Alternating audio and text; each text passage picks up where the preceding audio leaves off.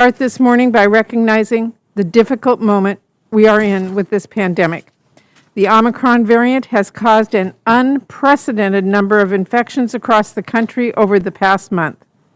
Thanks to the hard work of so many, we have new tools to address the threat caused by this new variant, including vaccines, boosters, and high-quality masks.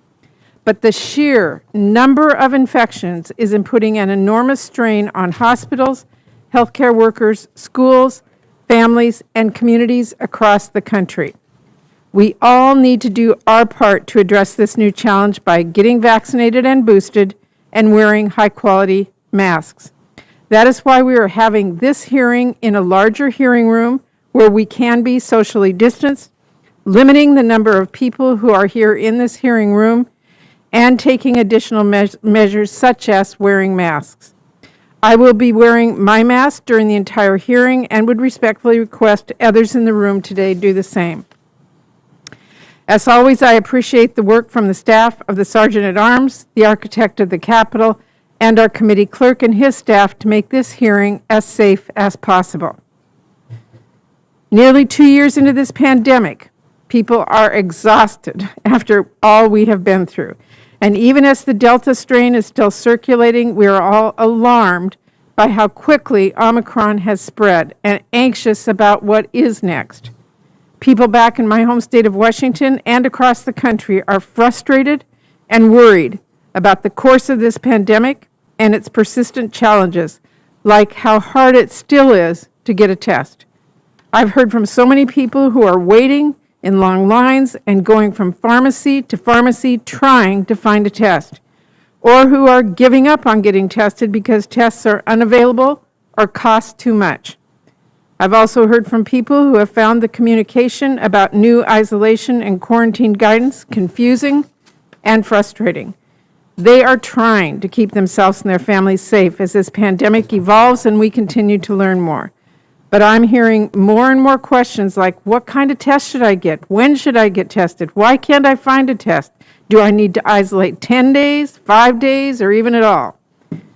Testing in particular is a huge concern for parents who are starting 2022 exhausted from the last 2 years and worried about schools staying open safely this year.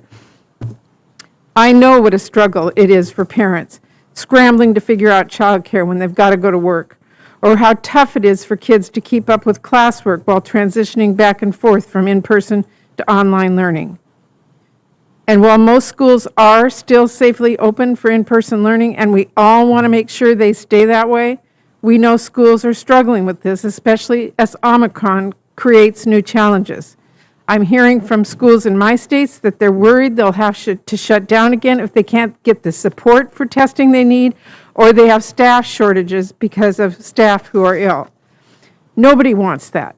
And based on what we now know about this virus and the tools we have to fight it, schools should be able to stay open safely if they have tests, masks, ventilation, and people are vaccinated. Hospital and healthcare providers are worried too. They've been stretched thin after 2 exhausting years, and now Omicron is causing the worst surge in cases and hospitalizations yet. Because while it may be less severe in most cases, especially for those who are vaccinated and boosted, it is so much more contagious, meaning we are still seeing high rates of hospitalization overall. And we also have to protect children who are too young to get vaccinated, and people with health conditions and disabilities that put them at high risk. Back in my state, hospitals are asking our state leaders to declare a crisis for our medical facilities. I've heard from healthcare providers in Washington who have been well over their staffed bed capacity for several days and are pausing non-essential procedures. Families are wondering whether they can get care for non-COVID related conditions and alarmed by how long ER wait times are getting. Healthcare providers are concerned about how we continue to keep healthcare workers safe and also address the fatigue and burnout and mental health challenges that they face. These are not new challenges. I've been raising many of these concerns since the earliest days of the pandemic. So I'm frustrated we're still behind on issues as important to families as testing and supporting schools. That's not to say we have not made progress. It's just clear we haven't made enough. But even though we aren't where we need to be yet, we are not back at the starting line when it comes to COVID-19 either. We have safe and effective vaccines for everyone ages 5 and up. We have booster shots available for those 12 and up. More and more people are getting their shots each day. The administration is also working to help get the world vaccinated to end this pandemic and has already pledged over 1 billion vaccine doses to that effort. We have new life-saving therapeutics. We have additional resources Congress passed in the American Rescue Plan, which can help increase our testing capacity, protect workers, and give schools the support they need to stay safely open. And we have an administration that is focused on following the science, facing this pandemic head-on, and addressing the frustration people are feeling. That is crucial at this moment when the path forward requires steady leadership and clear communication about the challenges we are still facing and the work ahead to tackle them. President Biden has said plainly that he shares families' frustration around testing, and he wants to make sure schools stay safely open.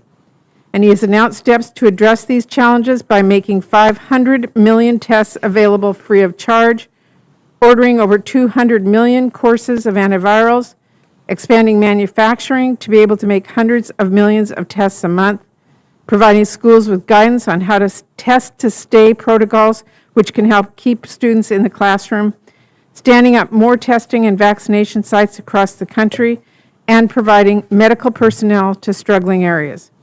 I expect to hear more detail on those efforts today, along with what other steps the administration plans to take, and I will be watching closely as they are implemented. But I also want to be clear, when we talk about these problems, we have to be focused on solutions. You can't just say our schools must stay open if you don't vote to provide additional resources schools need to do so. You can't just say the latest health guidance is confusing and not call out the blatant misinformation that has come from so many members of the Republican Party. We are not going to get out of this crisis by treating each challenge as a political opportunity. We are going to get through it by being honest about what we are facing and clear about what we are going to do about it. And as we continue working to get through this pandemic, it's important we also look at what we can do to prevent future health crises. That is exactly why Senator Burr and I have been working in a bipartisan way over the last several months on legislation to learn from and improve on our pandemic response, like strengthening our supply chain for medical products, updating old and incompatible public health data systems, modernizing the process for developing tests, fighting misinformation, addressing root causes of health inequities, and more. We will be unveiling a discussion draft soon, and I look forward to working with all of our colleagues to finalize and pass this important package. In the meantime, we will continue working to address the pandemic at hand. People across the country are worried this will be another year of uncertainty for their work, their schools, and their everyday lives, but there's no reason it should be. People should be able to make plans for the future without fearing that everything they are looking forward to, or even the everyday things they used to take for granted, will be upended by this virus. We all want that, and we have the tools we need to get us there. We have the tools to get everyone tested quickly, easily, and for free, to keep schools safely open during the Omicron surge and beyond, to keep workers, especially our healthcare workers, safe and healthy in the workplace. We have the tools to mitigate this virus, to protect those at high risk, like seniors or kids who are too young to get vaccinated, and people with other health conditions, to get people back to their friends and their lives, and to give families back some certainty and stability. We can do all this now thanks to the incredibly hard work on the part of healthcare providers and scientists, parents and teachers, workers, and our witnesses who are here with us today. So what I hope to hear from this administration at this hearing is, what are you doing right now to make sure every American can make use of that progress they've worked so hard for? What can my constituents expect to see improve this week and the week after? We've come a long way since the start of this pandemic, and I look forward to hearing from each of you today about what you're going to do to build on what we know, bring this virus under control, and bring certainty and stability back to families who are burnt out after 2 years of fighting this pandemic. Thank you, and with that, I will turn it over to Ranking Member Burr for his opening remarks. Madam Chairman, thank you. And before my opening statement, I hope the chair will indulge with me for just a second, since this is a hearing on preparation. I want to help my good friend Senator Kane as he gets ready for his weekly travels. I want to make sure that he's got an orange for his car, that he's got a Dr. Pepper, and I've provided a Lumbee blanket to make sure that these are three things you've got in your car regardless of what you run into on I-95, and I'll have my staff bring them over to you. I hope you provide those for everyone. As we used to say to our kids in the classroom, do you have a piece of gum for everyone? Well, in his particular case, I think he's the only one that makes that trip on a weekly basis.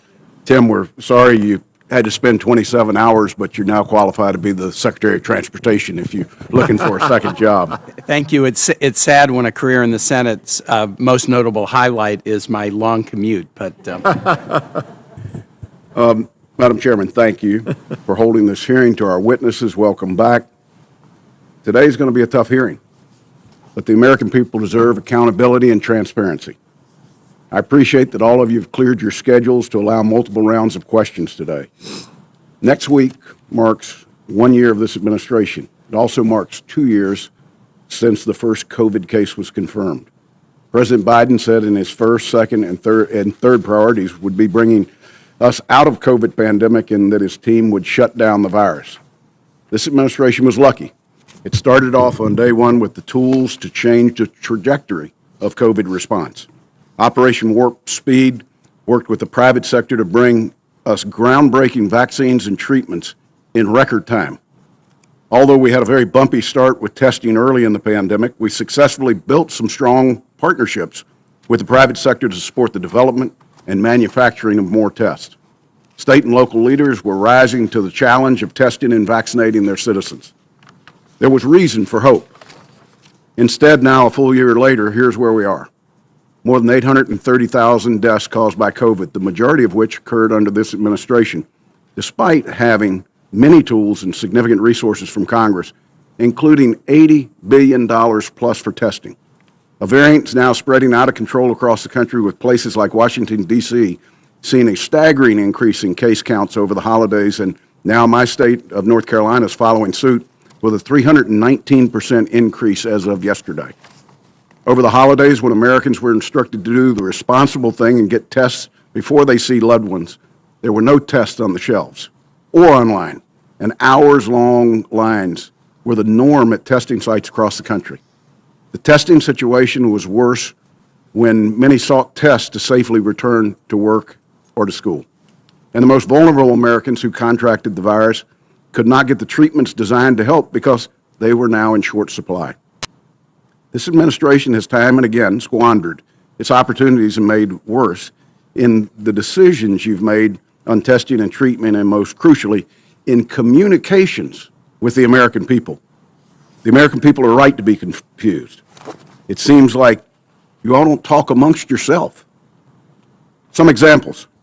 Last August, the President announced that boosters would be available to all vaxxed by the week of September 20th. 3 of you here today signed that statement, but neither the FDA nor the CDC had yet approved boosters when the President made the promise. And when you went to your advisory panels with a predetermined outcome already made, those independent experts pushed back and ultimately had to be overridden to meet the President's goal on boosters. I know the data shows that boosters are necessary. I'm boosted. I want everybody to get vaccinated and boosted. The facts about the value of vaccines and booster are crystal clear. But the way this administration rolled out boosters was a disaster. You created skepticism and mass confusion. Example 2, last summer the President dramatically announced that CDC recommendations changed so that vaccinated Americans didn't need to wear masks indoors, implying that the worst of the pandemic was behind us, even as the Delta variant was exploding in India. Only after Delta hit America did CDC begin to take it seriously, and the administration had to change course. Example 3. Last week, Dr. Fauci said that the CDC was going to update its guidance on quarantine. He left the American people with the impression that CDC's guidance was going to include some testing component to reduce the quarantine to 5 days. But when CDC did update its guidance, there wasn't a testing requirement. Again, I'm not questioning the science. I'm glad you refrained from testing mandates, but I'm questioning your communication strategies. It's no wonder it's no wonder that the American people are confused.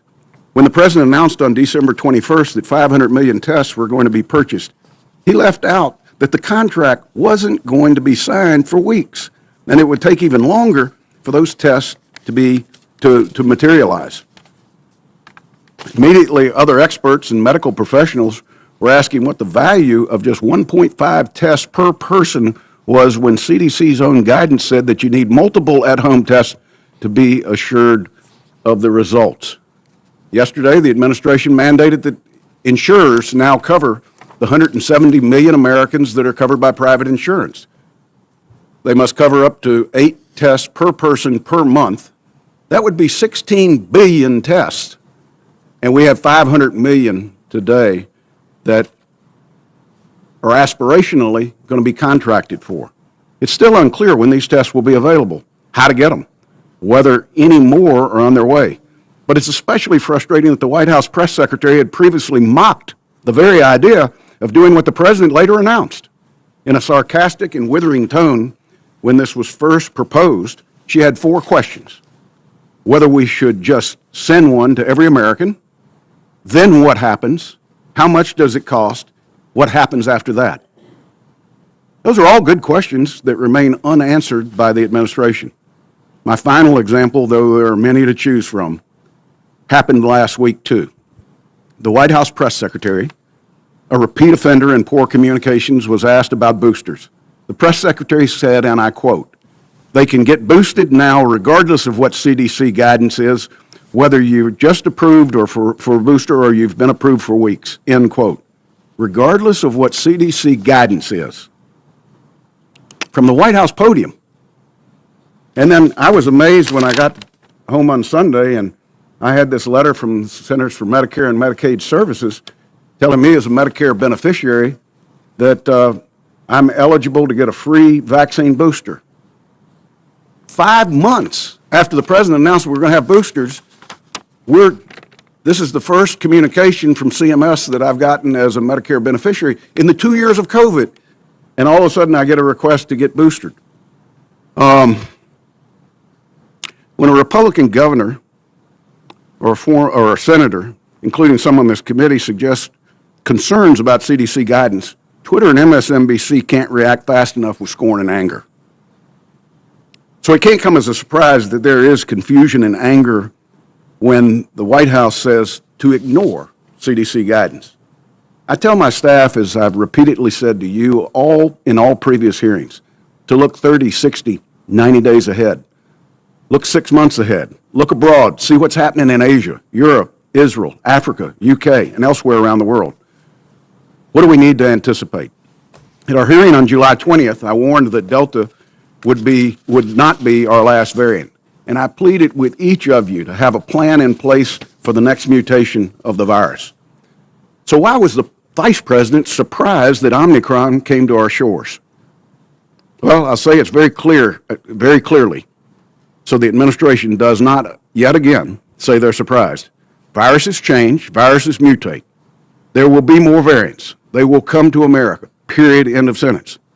I don't understand why after tens of billions of federal dollars being appropriated, this administration has failed to ensure that the Americans have the tests they need. I don't understand why suddenly it's okay to take into account the economic and job impact of your guidance and recommendations. You shortened quarantine guidance because too many people would be out of work. Was that because of science, or was it because you now know that lockdowns, shutdowns, and school closures come with a significant downside impact? You asked the American people to trust you. Quite frankly, you've lost their trust. Rather than attempting to gain their trust back, the administration chooses to litigate mandate requirements for employers with over 100 employees. I've asked before, what's the plan? Never gotten a response. Very seldom do I get a letter responded to by this administration. The administration's not responded to my letters. Maybe folks at the White House don't think they need to respond to Republican senators. I think my record shows I'm approaching all of this as I have for the last 20 years. I'm trying to help. I love this country, love its people, and I know we can do better than we've done. I know we have to do better. Maybe I'm wrong about this. Maybe you'll tell me where I got it wrong. Instead, I'm hoping that you'll understand that my criticism comes from a place of concern, because the communication efforts are a mess and have only made things worse. Now, I admit it. I'm at the end of my rope. I think you'll see today that most of my colleagues are as well. I've tried to give my best advice and share what we hear and what we see, because no one's paying attention to the message from this administration right now. Maybe today you respond to my request to learn what the plan is. Hopefully you'll take this challenge to rebuild the trust, not just with me, not just with my colleagues, but with the American people we all serve. What are you changing in fiction to restore the confidence with the American people that there is a strategy for testing, for treatments, for fixing your communication strategy? Because if you don't, things are going to get worse before they get better. Madam Chairman, I yield back. Thank you, Senator Burr. We will now introduce today's witnesses. Dr. Rochelle Walensky is the Director of the Centers for Disease Control and Prevention and the Administrator of the Agency for Toxic Substances and Disease Registry. Dr. Anthony Fauci is the Director of the National Institute of Allergy and Infectious Diseases and the Chief Medical Advisor on President Biden's COVID-19 response team. Dr. Janet Woodcock is the Acting Commissioner of the Food and Drug Administration. Don O'Connell is the Assistant Secretary for Preparedness and Response. And Director Walensky, Director Fauci, Acting Commissioner Woodcock, and Assistant Secretary O'Connell. I want to thank you all for joining us today. We all look forward to your testimony, and we will begin with Dr. Walensky on your opening statement.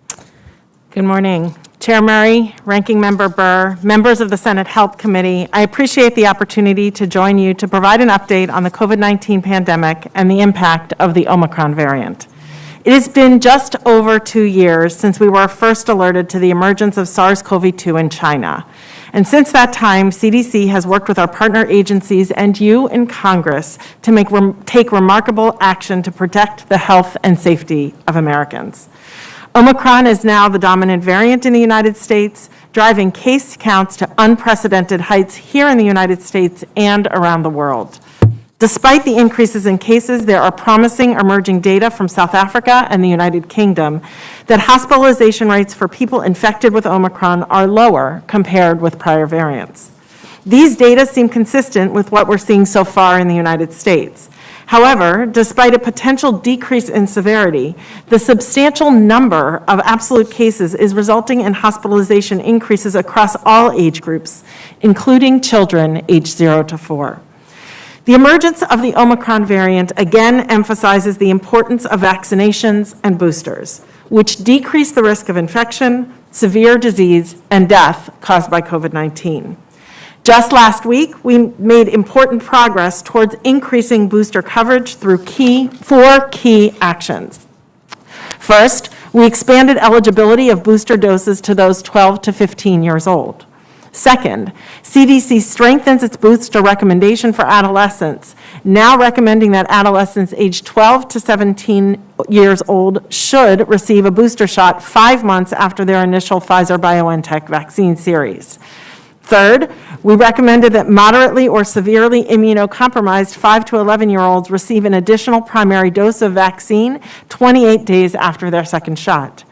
And fourth, we shortened the recommended time between a primary mRNA series and a booster dose from 6 months to 5 months. Each action increases access to vaccines and booster doses at a time when protection is critical. As we continue to monitor this rapidly evolving virus, we are working quickly to adapt with it. Over the holidays, CDC updated our quarantine and isolation guidance, first for healthcare workers and then for the general public. I know this update has resulted in numerous questions, so I would like to take a moment to walk through it now. For people who tested positive for COVID-19, CDC recommends isolation for 5 days. If you are asymptomatic or if your symptoms are resolving, for example, you're without a fever for 24 hours, you no longer need to isolate. However, you should continue to wear a well-fitting mask at all times when around others, including at home and in public for an additional 5 days. We recommend that you avoid activities where you are unable to wear a mask and that you avoid travel for the full 10 days. In addition, CDC changed the recommended duration of quarantine. Quarantine is what you do after you're exposed. People who are not up to date on recommended COVID-19 vaccines should quarantine for 5 days if they come in contact with someone with COVID-19. People who do not develop symptoms by day 5 should get tested. If you test positive, you should begin isolation. People who test negative may end quarantine and should continue to wear a well-fitting mask when around others for an additional 5 days. These recommendations are consistent with over 100 studies collected over the past 2 years, indicating that people are most infectious during their first few days of infection and significantly less infectious 6 to 10 days after infection. A core part of CDC's mission is to translate science into recommendations for best practices and real-world circumstances.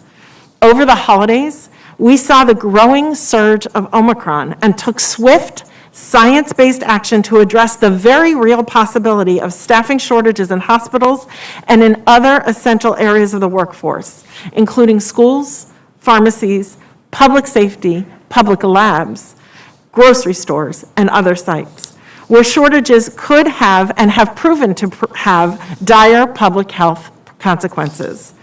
This is the right guidance for what we currently know about transmission and the real-world circumstances we currently face.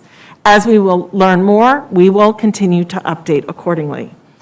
Omicron is likely not to be the last curveball this virus throws at us, but we have the tools to prevent further spread of this virus.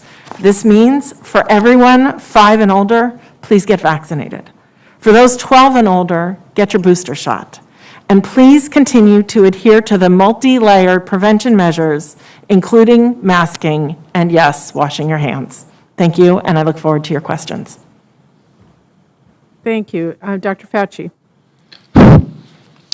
Madam Chair, Ranking Member Burr, members of the committee, thank you for giving me the opportunity to discuss with you the role of the National Institute of Allergy and Infectious Diseases in the conduct and support of research addressing our nation's response to COVID-19. In our most recent hearing before this committee on November the 4th, I discussed the importance of booster shots to enhance immunity against the Delta variant that wanes over time. Indeed, booster shots have dramatically reconstituted the waning immunity and has increased protection over and above the original level afforded by the primary vaccine regimen. Today, we are faced with a different challenge, a new variant called Omicron that has rapidly spread throughout the world, including a massive, unprecedented surge in the United States. This variant possesses a large number of mutations that are associated with an increased efficiency of transmission, immune evasion from certain monoclonal antibodies, convalescent plasma, and antibodies induced by our current vaccines. Thus far, data from our own laboratories at NIAID, as well as from laboratories throughout the world, have indicated that vaccine-induced antibodies lose a considerable amount of potency in neutralizing the Omicron variant. Although this is of obvious concern, the encouraging news is that a third shot boost of an mRNA vaccine significantly reconstitutes and enhances the ability of antibodies from boosted individuals to neutralize the Omicron variant, strongly suggesting that boosters will play a major role in protecting our population, at least from severe disease, in the context of the ongoing massive surge of the Omicron variant that we are currently experiencing, underscoring why it is so important for the unvaccinated to get vaccinated and for those who are already vaccinated to obtain the booster shot. Therapies in general are an important part of our armamentarium against COVID. In this regard, the NIH has been heavily involved in the development and/or clinical testing of several effective monoclonal antibodies against SARS-CoV-2. However, we have ascertained that certain of the authorized monoclonal antibodies are negatively impacted by the Omicron variant. Direct antiviral therapies also are an extremely important tool in the fight against COVID-19. Importantly, it appears that the mutations expressed by the Omicron variant do not interfere with the oral antiviral drugs Paxlovid and Molnupiravir that NIH-funded investigators played an early role in developing and that have recently received emergency use authorization from the FDA. Nor do they appear to interfere with the FDA fully approved drug remdesivir, shown by NIH-sponsored studies to be highly effective in preventing severe disease. Looking ahead in the context of the inevitable continual emergence of new variants, the importance of developing a pan-coronavirus vaccine, namely one that would be effective against all SARS-CoV-2 variants and ultimately against all coronaviruses, becomes even more apparent.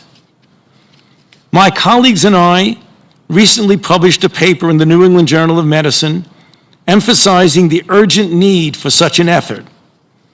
In this regard, we have made significant progress in that direction. We have identified antibodies that neutralize multiple different coronaviruses, and in addition, NIAID has issued new awards to fund pan-coronavirus vaccines at 4 academic institutions.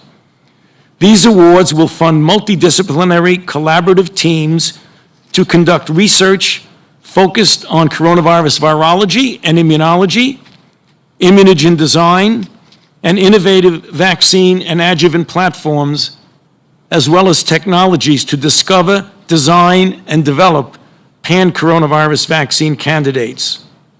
Finally, I would like to close by looking forward to how we might best enhance our preparedness for what inevitably will be the emergence of future pandemics. The NIAID will play an important role in the multi-billion-dollar all-of-government plan for pandemic preparedness.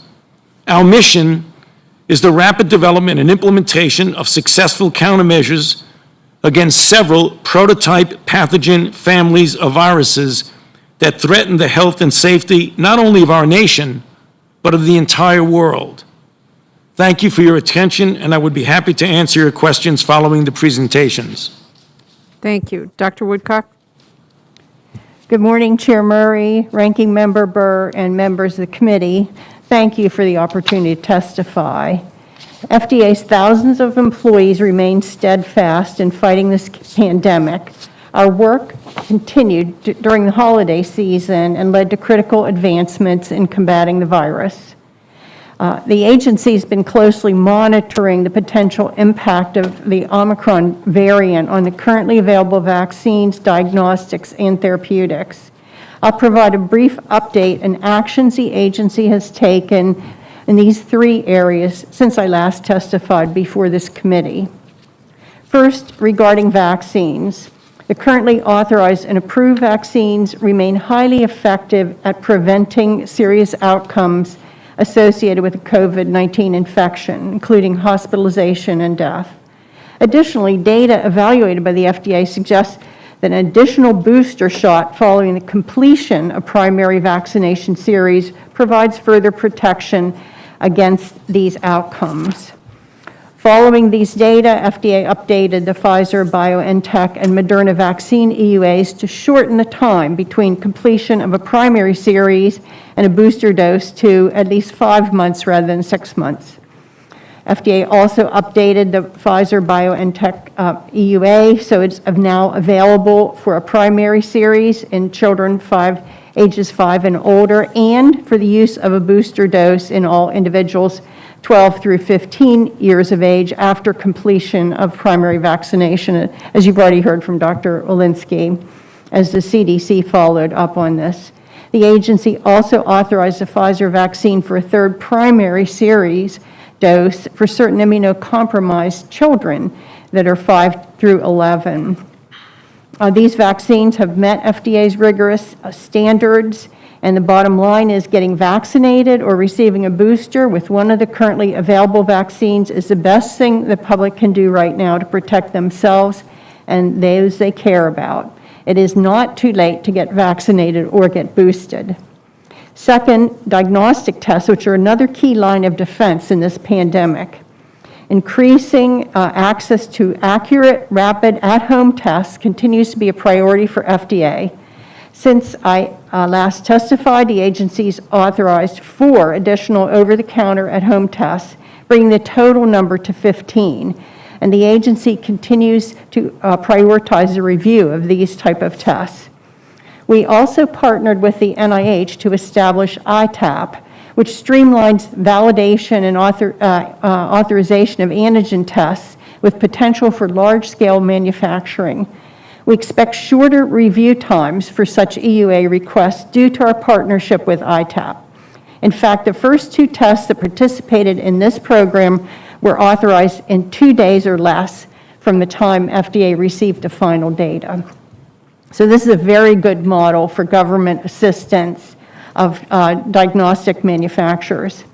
In this new program, ITAP will prioritize new over-the-counter test submissions that could be manufactured at significant scale to accelerate the availability of high-quality, accurate, and reliable tests for the public as quickly as possible. Third, as new variants continue to emerge, it's crucial to expand the country's arsenals of COVID-19 therapeutics, especially for those unable to get vaccinated or who can't respond to vaccination. Since I last testified, 3 therapeutics have been authorized for use in the treatment of COVID-19 for emergency use. The first of these EUAs, Evusheld, was authorized for the prevention of COVID-19. The other 2 therapies, Paxlovid and Molnupiravir, as you heard from Dr. Fauci, are the first authorized treatments for COVID-19 in the form of a pill that can be taken orally, which is a major step in the fight against this global pandemic. These authorizations provide new tools to combat COVID-19 at a crucial time, and it should make antiviral therapy more accessible to people at high risk for progression. Now, while these are important tools, they're not substitute for vaccination in people for whom vaccination is recommended, and I continue to urge the public to get vaccinated if eligible. And fourth, we continue our mission of protecting the public from fraudulent medical products. Since March, we've refused admission of more than 23,000 lines of FDA-regulated products that were trying to get into the country illegally. And finally, I want to assure the public that FDA is committed to continue to use every tool in our toolbox to fight this pandemic with the best available diagnostics, life-saving therapeutics, and vaccines.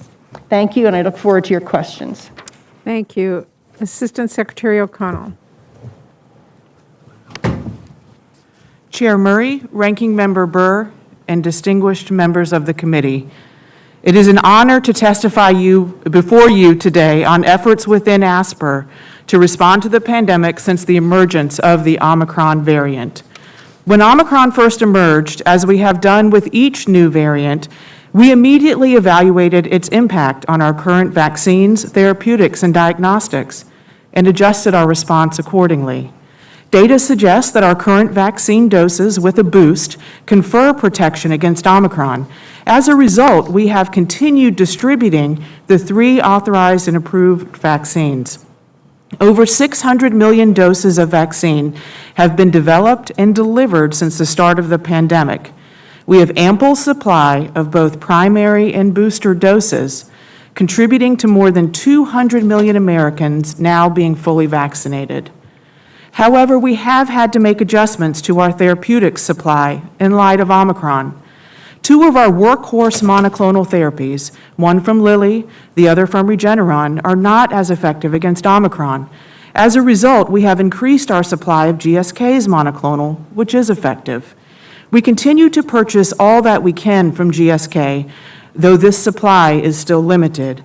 We are on track to have 250,000 courses available this month. A 4th monoclonal by AstraZeneca is targeted for immunocompromised individuals at high risk and is taken prior to exposure to prevent infection. It has retained effectiveness against Omicron, and we will have made nearly 500,000 courses available through the end of this month.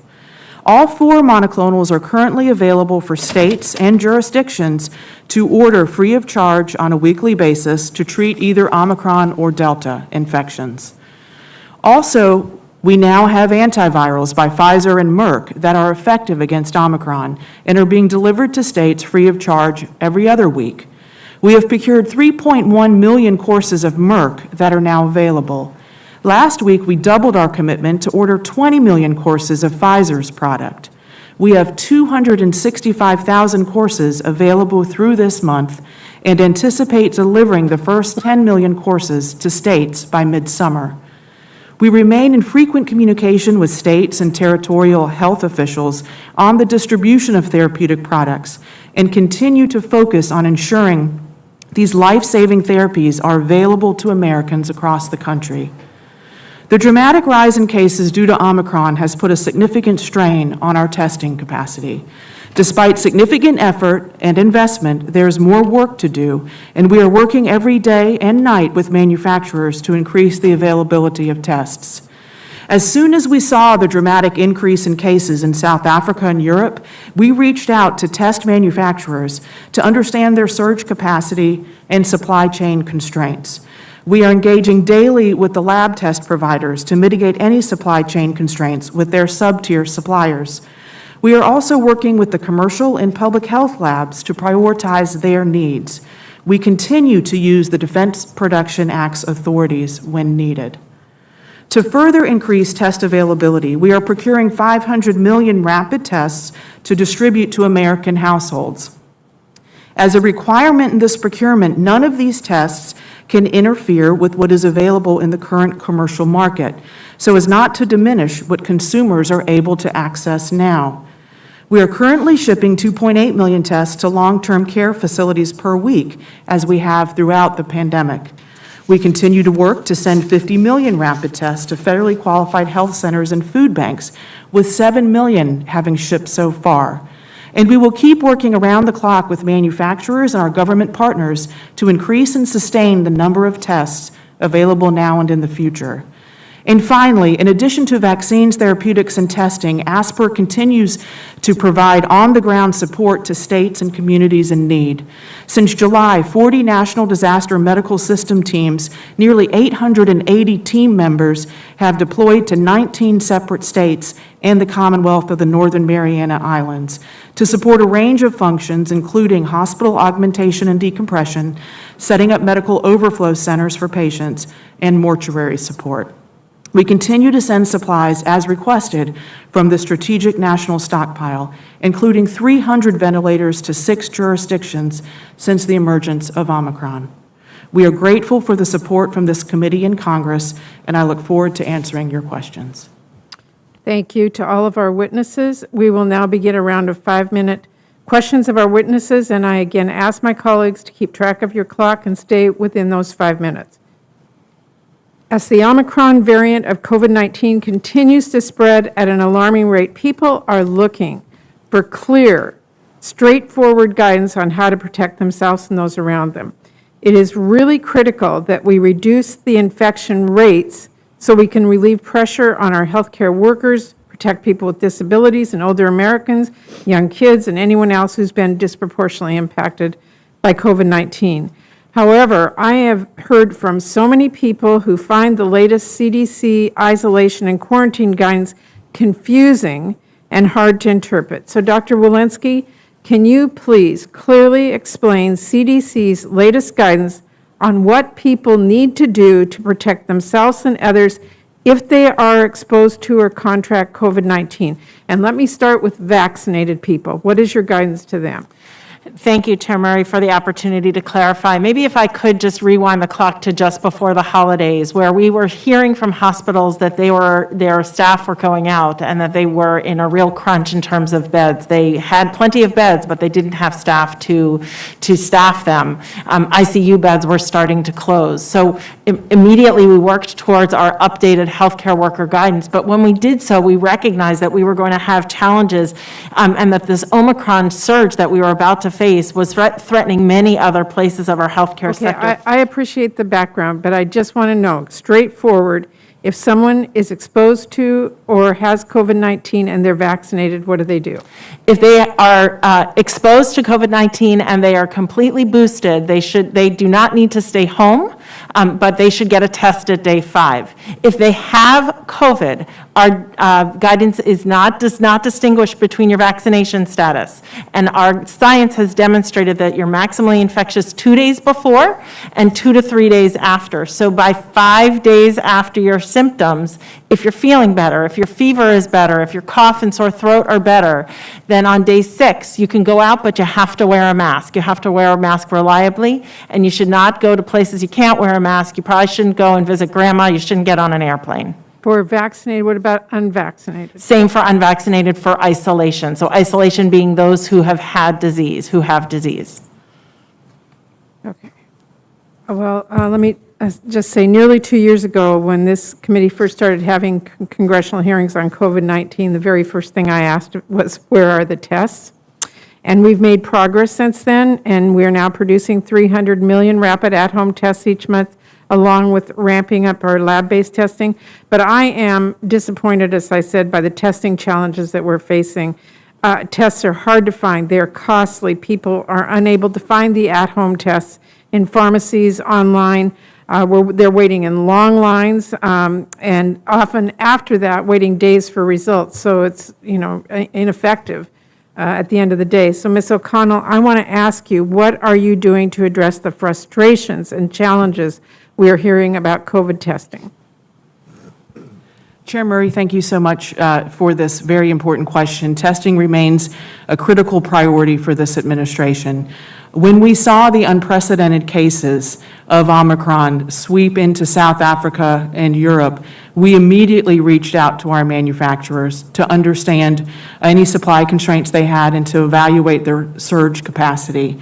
We have also met daily with them to make sure that they have what they need from their suppliers, and have used the Defense Production Act authorities 12 times throughout this pandemic in support of testing needs. Most recently, in the last few weeks, for 2 tests, we were able to unlock supplies and manufacturing capacity.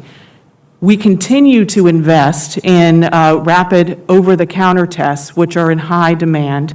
And in the fall, we invested $3 billion to increase manufacturing line staffing and to commit to those manufacturing lines for 13 months. As a result, we went from 46 million tests, over-the-counter tests available in October, to the 300 million, Chair Murray, that you just mentioned that are available now. But that's not enough. We're continuing to bring tests to the American people. As a result, the President has announced, and we are in the process of procuring, the 500 million tests, which every American household will be able to order and have shipped directly to their house. We have completed 4 contracts so far, have secured 50 million tests, and are in the process of securing the additional tests over the next several days. The U.S. Postal Service has agreed to do the distribution, and the U.S. Digital Services is going to help with the website. We anticipate the first tests going out at the end of this month, with the remaining tests going out over the next 60 days. Okay, and I'm out of time, but I do want to just say this. I am hearing from so many schools that are having trouble staying open. They want to stay open. Part of it is they have staff that are sick. That's understandable. But a big part of it is they don't have access to the safety measures like masks and testing supplies. What do I tell them about where they go to get that? Chair Murray, thank you.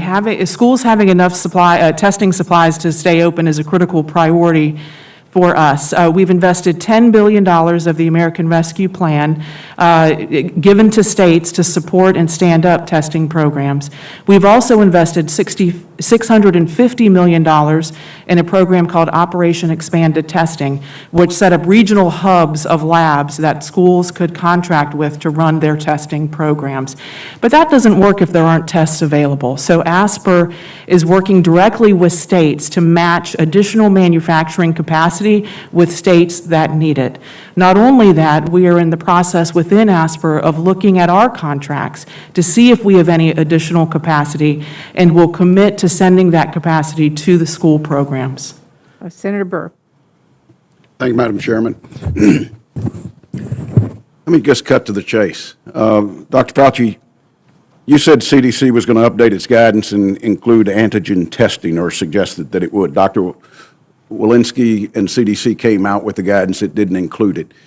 Was that part of the communications plan to start with, and they diverted, or was that something you just chose to inject? Thank you for that question, Senator Burr. In discussions about the real gray zone, which Dr. Walensky described, about after the 5 days where you have a considerable diminution in the likelihood of being transmitting, we had been in discussions about what the role of antigen testing would be.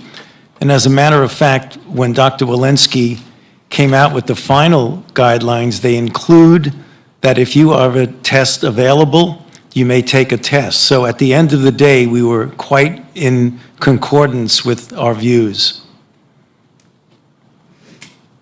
Well, I think the chair and I share this. We found it very confusing, and I think the American people found it confusing, and I don't say it lightly when I say not too many people in America are listening to what comes out of Washington, whether it's Congress or out of the administration as it relates to COVID.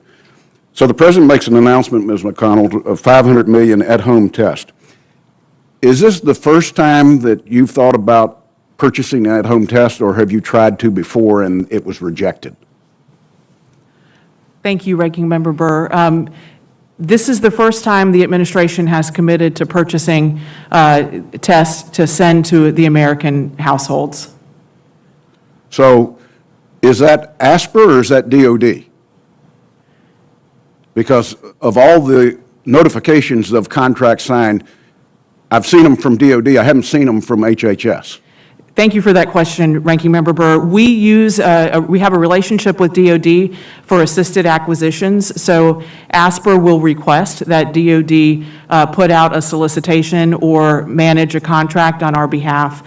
They're able to do it extraordinarily quickly, and we've had an MOU in place with DOD for this work that will run through June 2023. We've used this relationship to purchase vaccines and therapeutics, and we're now using it for testing.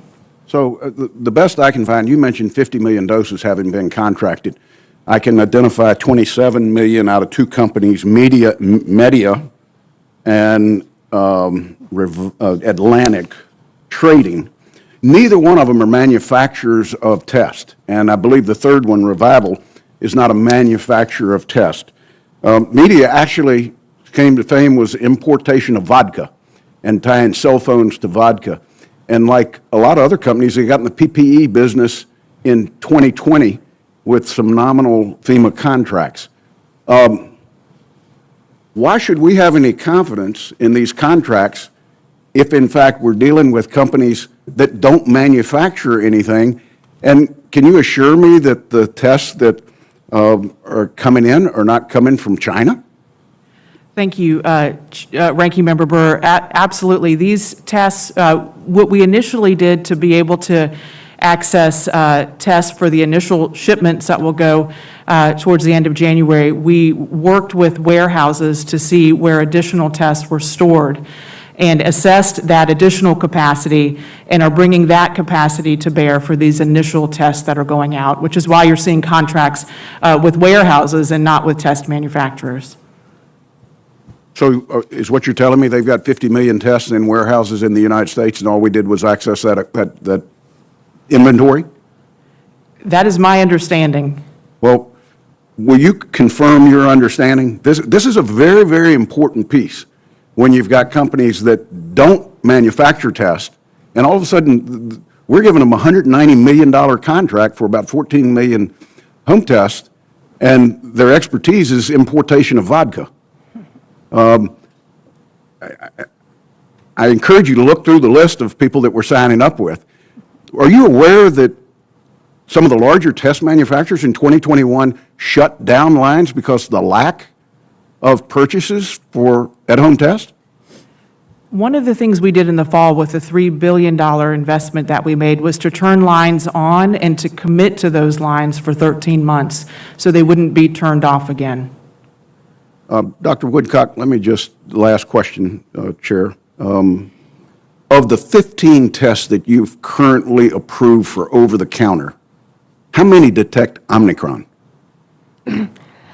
We're still working on that, but we believe all of them detect Omicron. We simply feel they are somewhat less sensitive than they were to some of the previous variants. Of the 50 million tests that the ASPR has contracted for, how many of those tests detect Omicron? I don't know which tests there are. We can get back to you on that. So you haven't consulted with what we're purchasing on the 500 million. They haven't consulted with FDA to figure out whether the tests they're buying actually detect Omicron. I believe they have. I simply don't have that list. Okay, I thank the chair. Senator Kane? Thank you, Chair Murray, and to the witnesses. Dr. Fauci, can you provide us a general breakdown of what percentage of hospitalized individuals are vaccinated versus unvaccinated, and what percentage of COVID deaths are among vaccinated or unvaccinated individuals? Thank you for that question, Senator Kane. One of the ways to answer that question would be to look at people who are in the hospital and take a look at if you are vaccinated versus unvaccinated. And if you look at vaccinated versus unvaccinated, there's about a 10 times greater chance that you'd be infected if you were unvaccinated, about a 17 times greater chance that you'd be hospitalized if you were unvaccinated, and about a 20 times likelihood that you would be dead if you were unvaccinated. So when you look at every parameter, 10 times, 17 times, 20 times, infection, hospitalization, death. Thank you, Dr. Fauci. Ms. O'Connell, I want to ask you a question about additional vaccine development. The current vaccines against COVID, as was indicated by Dr. Fauci's answer, have been very successful in reducing deaths, severity of illnesses, and hospital admissions. However, they've had more limited success in preventing forward transmission from vaccinated individuals after breakthrough cases, and the existing vaccines are not as durable as vaccines in other areas, so we need booster shots to continue to protect against the virus. Is the administration considering supporting the development of additional vaccines that might be able to address the gaps in the current vaccine's capabilities? Senator Kane, thank you so much for that question. Yes, absolutely. I think we all see the need for next-generation vaccines. We are also looking for next-generation antivirals and therapeutics as well. We're in the process of working with Dr. Fauci's team to develop a unified NIH-BARDA research agenda and budget to address these issues, to identify candidates that might already be in the pipeline, to help support the research into candidates that are just starting in the pipeline, so we can accelerate the availability of next-generation vaccines and therapeutics. Thank you for that. I'd like to ask you a question about access to testing, and in particular, what is the CDC doing to make sure that testing capacity is robust in rural America and also among community health centers in disadvantaged parts of the country? Thank you, Senator Kane. So we have this program, Increased Community Access to Testing, in collaboration with ASPR as well. This is a program that has collaborated with FEMA to increase surge testing just over the holidays. We've increased federal testing sites for PCRs, 12 federal testing sites doing thousands of tests over the holiday. We also work with pharmacies. This is a collaboration with pharmacies. And in that stead, we are able to map where the pharmacies are and their social vulnerability index, and we can actually put PCR tests in areas of high social vulnerability index through all of our pharmacy partners, CVS, Walgreens, Rite Aid, and whatnot.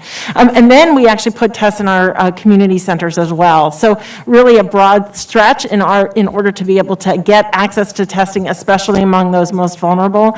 And then, of course, as ASPR O'Connell mentioned, $10 billion for testing supplies to our schools, and working closely with our schools in peer-to-peer support, in technical support to allow those tests to be used well in those school settings.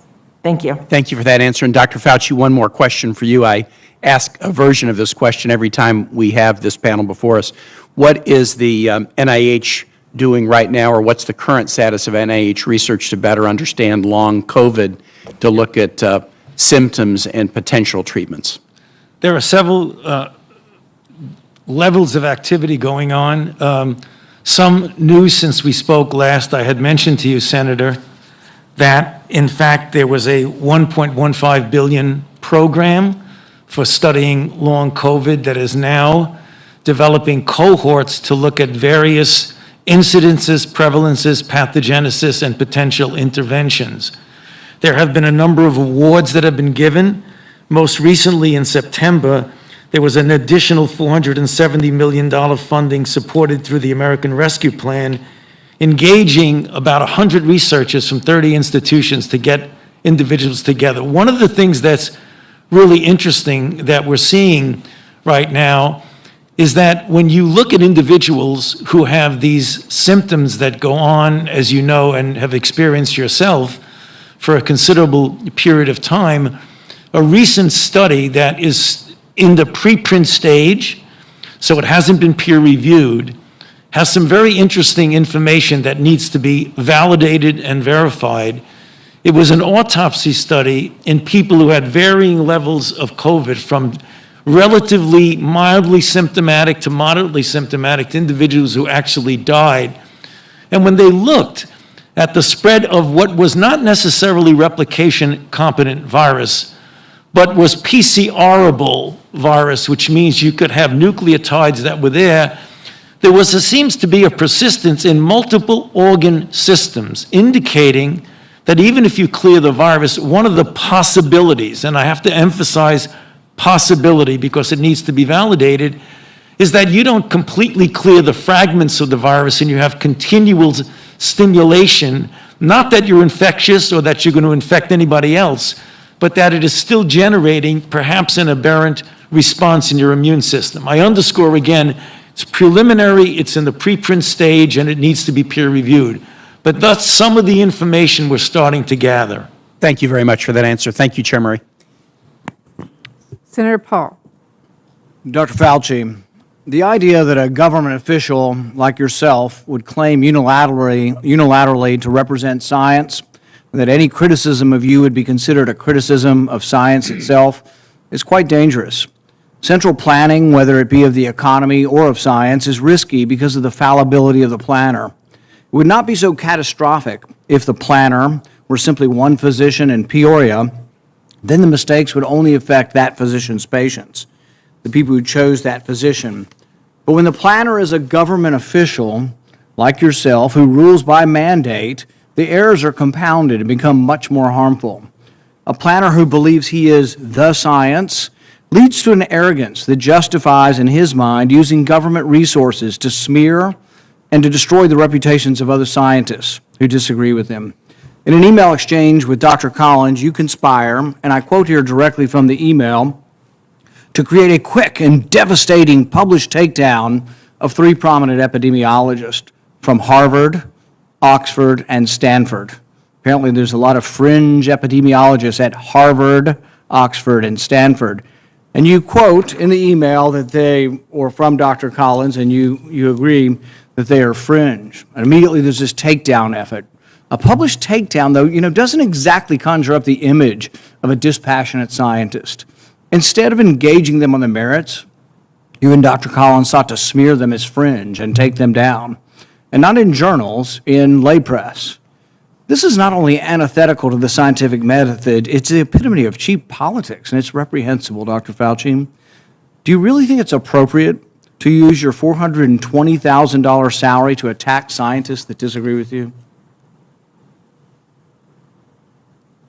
The email you're referring to was an email of Dr. Collins to me. If you look at the email. That you responded to and hurried up and said, I can do it, we got something in Wired magazine. No, I think in usual fashion, Senator, you are distorting everything about me. Did you ever object to Dr. Collins' characterization of them as fringe? Did you write back to Dr. Collins and say, no, they're not fringe, they're esteemed scientists, and it would be beneath me I did not to do that? You responded to him that you would do it, and you immediately got an article in Wired, and you sent it back to him and said, hey, look, I've got him, I nailed him in Wired of all scientific publications. That's not what went on. There you go again. You just do the same thing every hearing. That was your response. And this wasn't the only time. So your desire to take You're down absolutely people. incorrect. As usual, Senator, you are No. incorrect almost everything you Well, say. no, you deny, but the emails tell the truth of this. No. This wasn't the only time. Your desire to take down those who disagree with you didn't stop with Harvard, Oxford, and Stanford. You conspired with Peter Daszak, who you communicated with privately, and other members of the scientific community that wrote opinion pieces for Nature. 5 of them signed a paper for Nature, an opinion piece. 17 signed a paper that called it conspiracy theory, the idea that the virus could have originated in the lab. Do you think words like conspiracy theory should be in a scientific paper? Senator, I never used that word when I was referring to it. You're distorting virtually everything. Did you communicate with the 5 scientists who wrote the opinion piece in Nature where they were describing, oh, there's no way this could have come That was from the lab? not me. What I Did did. you talk with any of those See, scientists but privately? you keep distorting you? the truth. It is stunning how you do Did you talk that. to any of the scientists privately? Yes. Who wrote the opinion? You did. Well- What were they telling you privately? Well, let me explain. You know, you're going back to that original discussion when I brought together a group of people to look at every possibility with an open mind. So not only are you distorting it, you are completely turning it around, as Were you most of the usually scientists do. that came to you privately, did they come to you privately and say, no way, this came from the lab? Or was their initial impression, Dr. Gary and others that were involved, was their initial impression actually that it looked very suspicious for a virus know- that came from a lab? Senator, we are here at a committee to look at a virus now that has killed almost 900,000 people. And the purpose of the committee was to try and get things out, how we can help to get the American public.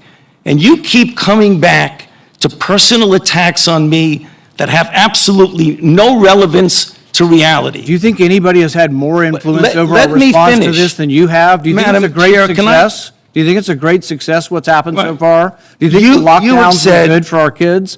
Do you think we slowed down the death rate? More people have died now under President Biden than did under President Trump. You are the one responsible. You are the architect. You are the lead architect for the response from the government, and now 800,000 people have died. Right. Do you think it's a winning success, what you've advocated for government?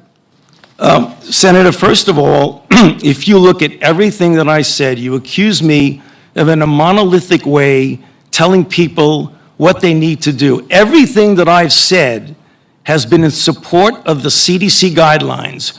Wear a mask, get boosted. And you've advocated to make it coercive and done look through at force, and everything you've that I've advocated that said. it be done by mandate. Right. You've advocated that your infallible opinion be dictated by law. Right. So again, Madam Chair, I would like just a couple of minutes because this happens all the time. You personally attack me and with absolutely not a shred of evidence of anything you say. So I would like to make something clear to the committee. He's doing this for political reasons. What you need to do is, he said in front of this committee. You think your takedown of I three was- prominent I was epidemiologists was not political? You don't want me That to was my finish because question. you know what I'm going to say. That was the question. Were Senator, you we political will- in taking at this- down at these this three point- prominent Senator epidemiologists? Paul, if you would please, I'm going to allow Dr. Fauci to respond. We have a number of senators who would like to ask questions, and I would like him to be able to respond. Please do so. So the last time we had a committee, or the time before, he was accusing me of being responsible for the death of 4 to 5 million people, which is really irresponsible. And I say, why is he doing that? There are 2 reasons why that's really bad. The first is it distracts from what we're all trying to do here today, is get our arms around the epidemic and the pandemic that we're dealing with, not something imaginary. Number 2, what happens when he gets out and accuses me of things that are completely untrue is that all of a sudden that kindles the crazies out there, and I have threats upon my life, harassment of my family and my children with obscene phone calls because people are lying about me. Now, I guess you could say, well, that's the way it goes, I can take the hit. Well, it makes a difference because, as some of you may know, just about 3 or 4 weeks ago, on December 21st, a person was arrested who was on their way from Sacramento to Washington, D.C., at a speed stop in Iowa. And the police asked him where he was going, and he was going to Washington, D.C. to kill Dr. Fauci. And they found in his car an AR-15 and multiple magazines of ammunition because he thinks that maybe I'm killing people. So I ask myself, why would Senator want to do this? So go to Rand Paul website, and you see Fire Dr. Fauci with a little box that says, contribute here. You can do $5, $10, $20, $100. So you are making a catastrophic epidemic for your political gain.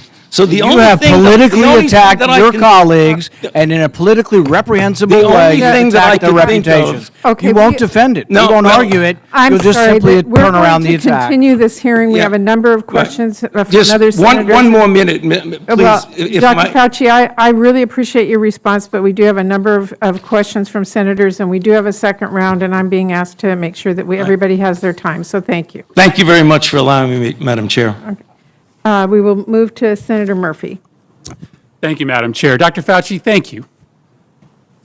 Thank you, first of all, for what you do. You shouldn't have to put your life at risk. You shouldn't have to put your family's life at risk to simply stand up and do your job to try to protect my constituents from a pandemic disease. And thank you for calling out this agenda for what it is, an attempt to score political points, to build a political power base around the denial of science and around personal attacks on you and your family.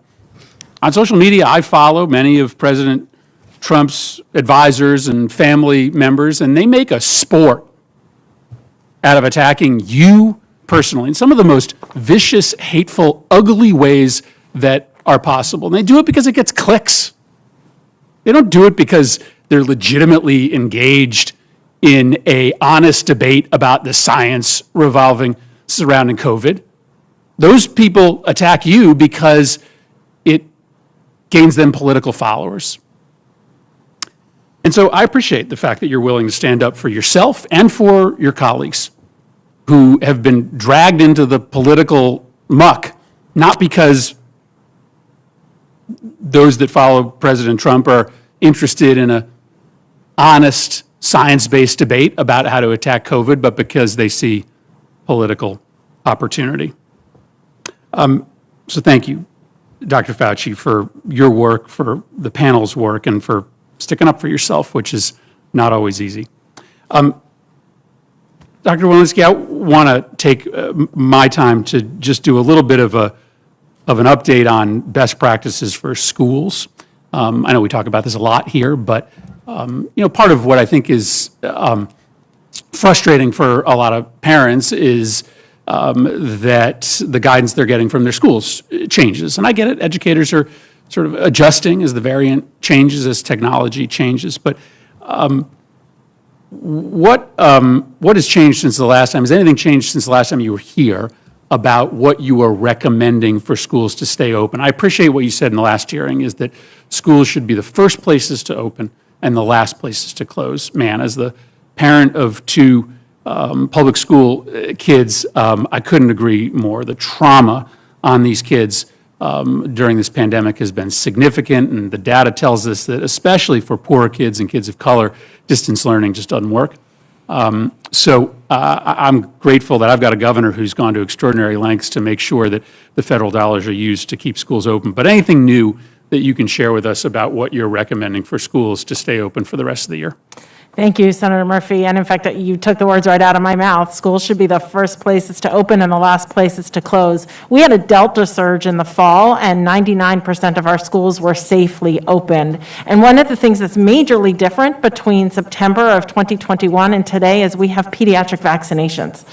We have vaccines that are available for every child over the age of 5, and the children who are in the hospital now are largely those who are unvaccinated. So first and foremost, one of the most important things that's changed is we should be getting our children and our teenagers vaccinated. And if our teenagers are eligible, we have boosters available for our teenagers as well. So we saw through the Delta surge that we were able to keep our children safely in school before we had vaccines. So now today, what do we have for our children? We have vaccines, of course, that we can use use.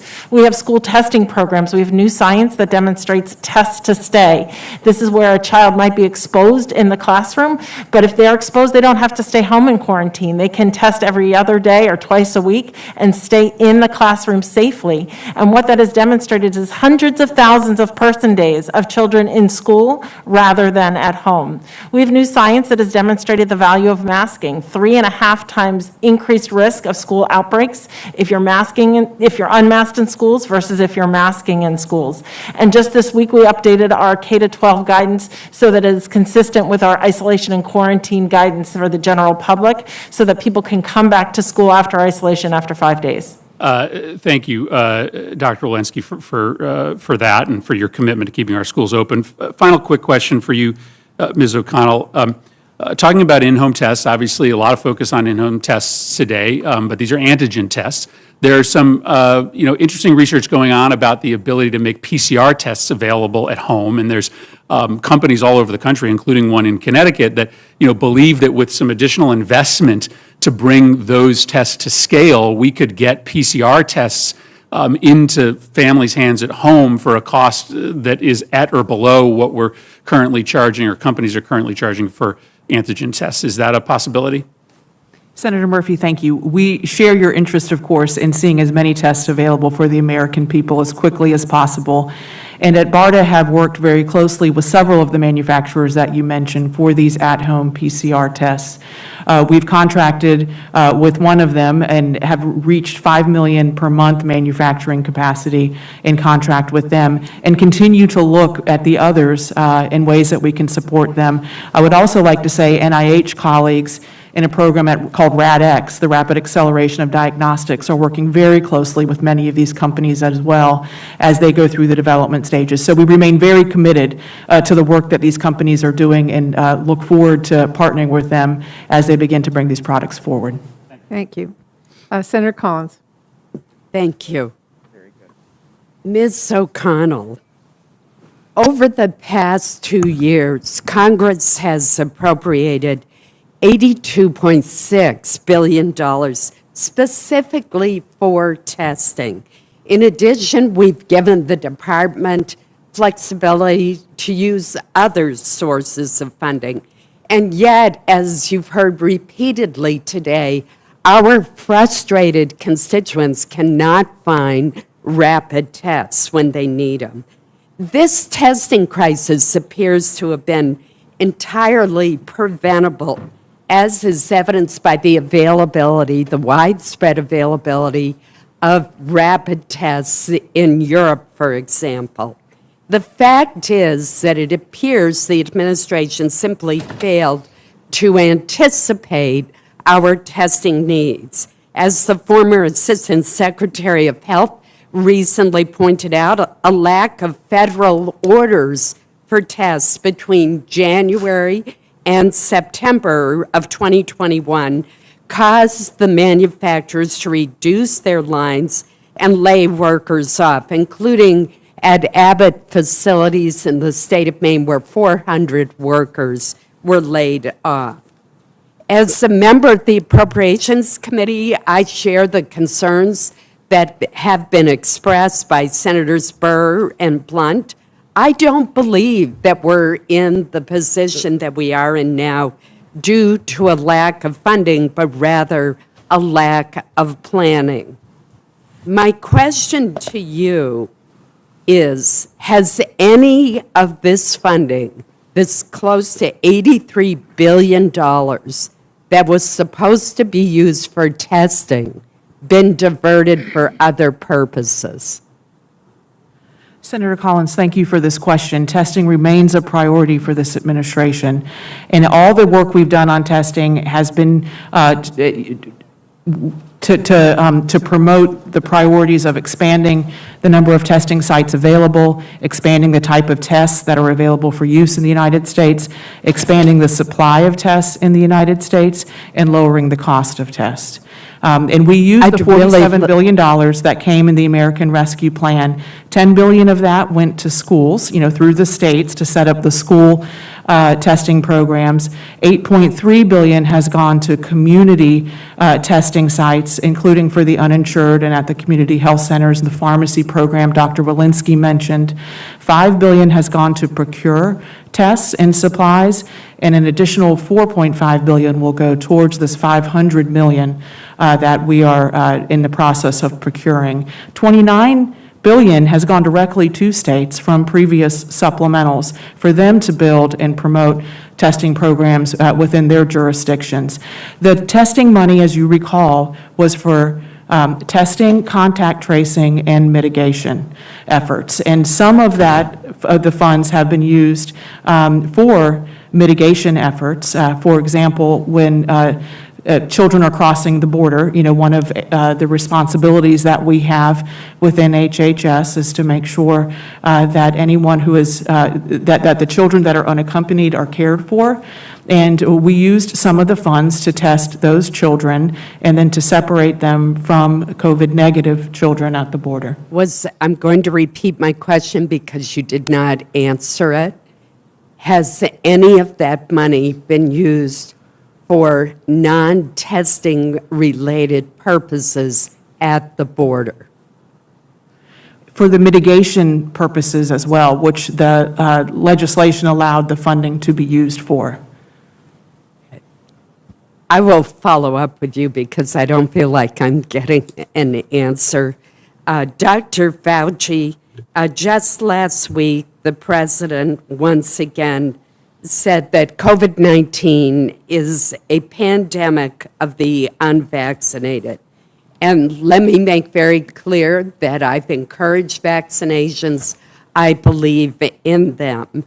But contradicting the president's statement, in Maine, our largest health system reported that absences of vaccinated staff caused by COVID-19 last week was at the highest point since vaccines became available. It's increased by fourfold. Does the message that COVID is a pandemic of the unvaccinated still hold true with the emergence of Omicron? And do you agree with the New York Times, which has twice reported that while the COVID vaccine is critical in preventing hospitalizations and death, it is less effective against the Omicron variant? Thank you for that question, Senator. Yes, indeed, there's no doubt that the Omicron variant, when you look at the protection against symptomatic disease and asymptomatic infection, dramatically goes down to about 30%. What maintains itself, it goes up to about 70%, it's about 70% against severe disease. When you boost, what happens is you get a rather significant reconstitution of the protection, particularly against hospitalization. So if you were to say that Omicron or even COVID-19 as it is really a pandemic when you're talking about pandemic that causes serious disease, there's no doubt that there's an extraordinary divergence of risk between a vaccinated and an unvaccinated person. In response to the question just a bit ago when I said that if you look at vaccinated versus unvaccinated, there's a 17 times greater chance of being hospitalized and a 20 times greater chance of dying if you are unvaccinated versus vaccinated. Thank you. Senator Hassan? Thank you, Madam Chair, and Ranking Member Byrne, thank you to all of our witnesses for being here today and for your ongoing work. I deeply appreciate it. Dr. Fauci, I want to start with a couple of questions for you. We need to make sure that individuals who become seriously ill with COVID-19 can receive treatment and that doctors have clear guidelines on the effectiveness of each treatment for the latest variant. And you touched on this in your opening statement, but I would like you to just expand a little bit on this. In light of Omicron, how is the administration evaluating new COVID-19 treatments and monitoring the effectiveness of existing treatments? Thank you for that question, Senator. There are a number of studies that have been conducted and that are being conducted right now, and they have to do with studies that are NIH-sponsored, one of which is the Adaptive COVID-19 Treatment Trials, or ACT, ACTT, which in fact have been from the very beginning, as early as February of 2020, was the basis for the FDA approval of the antiviral remdesivir. Other of those studies, particularly those on monoclonal antibodies, showed several of them in the clinical trials to be effective at first against Delta. We know now that a couple of them, except for one, has now lost some of its effectiveness. There's another group of studies called ACTIVE, and there are 6 of those, and that stands for Accelerating COVID-19 Therapeutic Interventions and Vaccines, and the whole gamut of oral, IV, monoclonal antibodies, direct antivirals. And as I mentioned in my opening statement, antivirals like Paxlovid and Molnupiravir, the original research had been done in the early trials by the NIH. But importantly, in direct answer to how we know what to use, the NIH has put together a guidelines panel made up of 48 highly qualified clinicians and individuals with experience in COVID-19 to give a prioritization of what you do if you're infected and with advanced disease in the hospital, as well as what you do as an outpatient. And they're fairly clearly delineated in the guidelines, which is easily accessible by just going to the NIH website and going to nih.gov and then guidelines panel, and people can get a good idea, clinicians throughout the country and the world, of how to use these antivirals. Thank you. Thank you. I want to follow up. I am grateful that the administration heeded my call to send FEMA teams to New Hampshire to help administer COVID-19 treatments. However, the teams were delayed in arriving and are scheduled to stay only for a short period of time. So, Dr. Fauci, what additional personnel and support is the administration planning to provide to New Hampshire and other states to help treat COVID-19 patients in the most effective way possible? Well, there are several things. Perhaps Assistant Secretary O'Connell can answer, but I can start off by saying that there are surge teams right now, at least 60 surge teams, that have been deployed to help those areas that have difficulty because of the surge and the fewer volume of cases to be able to handle them with regard to everything from hospitalizations to treatment and other implementations.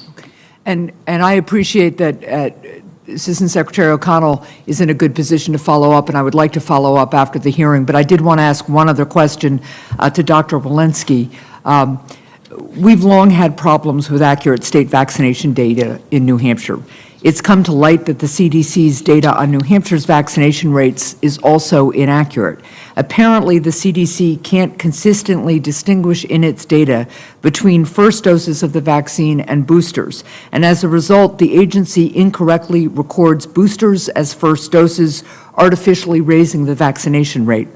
The CDC's data is inaccurate for other states as well. We've been looking at this for other states too. So what steps is the CDC taking to resolve these data inaccuracies, and when will the CDC have accurate data for New Hampshire? Thank you, Senator. This is a really important question. So CDC is the compiler of the data, and we rely on the state immunization services to provide CDC the data at the state level. Now, among the challenges with these accuracies is that if people don't bring in their card, they are counted as a first dose when in fact their card would have been a third dose, and we rely on the states to work to reconcile any differences if a person put in a middle initial on one card but not on another. And we're working closely with every every single state to increase the accuracy. We're encouraging people to bring their cards because that also increases the accuracy. We recognize this challenge, and we are working state by state, including in New Hampshire, to reconcile these inaccuracies to get them more accurate in our comprehensive reporting of every state. Well, I appreciate that very much. Thank you, Madam Chair. I'll just say that what I'm hearing you say to the general public is it's really important to help with the accuracy of data by keeping your card, taking a photo of your card, making sure that you're sharing all your information at the site where you're getting a vaccine or booster shot. Very helpful, yes. Thank you very much. Thank you. Thank you. Senator Marshall. President Biden inherited a vaccine, a distribution plan, trillions of dollars in funding, but unfortunately this administration has chosen to put all its eggs in one basket, prioritized unconstitutional vaccine mandates and testing. Yet comparing 2021 to 2022, COVID infections have increased 72% and deaths increased 27%. This we know. If you look at this data, your current plan is not working. The current plan is not working. We need therapeutics at warp speed. Ms. O'Connell, who is responsible for this failure? Senator Marshall, thank you for that question. We are making 6 therapies available to the American people free of charge. Who's responsible for the failure? Senator Marshall, we continue to make therapies available at warp speed to the American people. The Biden administration has allocated over $80 billion for testing and only $15 billion on therapeutics. It's obvious that your plan has failed. We can't keep throwing good money after bad money. This is insanity. We have to admit our mistakes and go a different direction. Ms. McConnell, would you commit to an Operation Warp Speed for therapeutics? Senator Marshall, thank you. Therapeutics are part of Operation Warp Speed, and that's how we have the 6 therapies that we're currently making available to states free of charge. They'll be available after Delta is already been come and gone, and also after, of course, Omicron will be said and done as well. Dr. Fauci, 59% of Americans and 81% of Republicans do not have a favorable opinion of you. Frankly, honestly, you've lost your reputation. The American people don't trust the words coming out of your mouth. Every day you appear on TV, you do more damage than good when it comes to educating the public on COVID. Suppose you were leading a team in an effort to try to get people to stop smoking cigarettes, but every time your spokesperson goes on television, over half the nation goes out and buys a pack of Marlboros. Wouldn't you stop that person from appearing on national television? Once again, Senator Marshall, I believe that's a real distortion of the reality. If you look at everything that I've said on TV, it is to validate, encourage, and get people to abide by the recommendations of the Centers for Disease Control and Prevention. Look at everything I've ever said. Yeah, Dr. Fauci, I Get understand that, vaccinated, but perception get is tested. reality. Yeah. And you're hurting the team right now. yeah. You are hurting the team right now. Dr. Fauci, you previously told this committee under oath that NIH and NIAID have never funded gain-of-function research with the EcoHealth Alliance. However, a report from the Department of Defense Inspector General released yesterday states that EcoHealth Alliance proposed DARPA in 2018 seeking funding to conduct gain-of-function research on bat-borne coronaviruses. This proposal, named Project Diffuse, DEFUSE, was rejected by DARPA because the project didn't address the current research's potential to violate the gain-of-function moratorium. The proposal does not mention or assess potential risk of gain-of-function research. That's a direct quote from the DARPA rejection letter.